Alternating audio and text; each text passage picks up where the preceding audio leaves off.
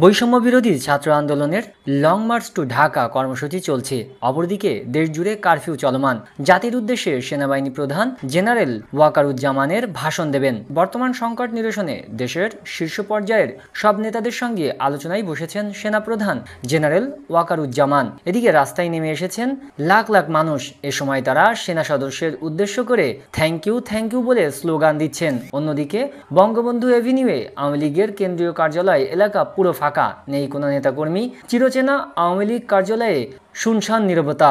শিক্ষার্থী জনতা সেনাবাহিনী প্রধানের জাতির উদ্দেশ্যে ভাষণ দেওয়ার সংবাদ শুনে উল্লাসে ফেটে পড়েন। এ সময় তারা একে অন্যের সঙ্গে কুলাকুলি করেন। একই সঙ্গে তারা কর্তব্যরত সেনাবাহিনী সদস্যদের সঙ্গে কুলাকুলি করেন।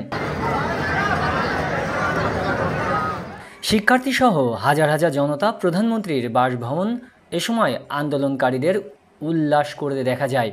সোমবার বিকেল ৩টার পর আন্দোলনকারীরা মিছিল নিয়ে গণভবনে প্রবেশ করেন। এ সময় ভেতরে আন্দোলনকারীদের লুটপাট ও ভাঙচুর করতে দেখা যায়। এএফপি এক প্রতিবেদনে জানিয়েছে, কোটা সংস্কার আন্দোলনকে কেন্দ্র করে উদ্ভূত পরিস্থিতিতে দেশ ছেড়েছেন প্রধানমন্ত্রী শেখ হাসিনা। বেলা ২:৩০টায় বঙ্গভবন থেকে একটি সামরিক হেলিকপ্টারে শেখ হাসিনা উড্ডয়ন করেন। এ সময় তার ছোট বোন শেখ রেহেনা সঙ্গে ছিলেন। শেখ হাসিনা ও তার ছোট বোন শেখ রেহেনা নিরাপদ স্থানে চলে গেছেন। শেখ হাসিনা যাওয়ার আগে একটি ভাষণ রেকর্ড করে যেতে চেয়েছিলেন, তিনি সে সুযোগ পাননি। অপরদিকে দুপুরে সেনা সদর দপ্তরে দেশের বর্তমান পরিস্থিতি নিয়ে দেশের শীর্ষ রাজনৈতিক নেতাদের সঙ্গে বৈঠকে বসেছেন সেনাপ্রধান জেনারেল ওয়াকারুজ্জামান।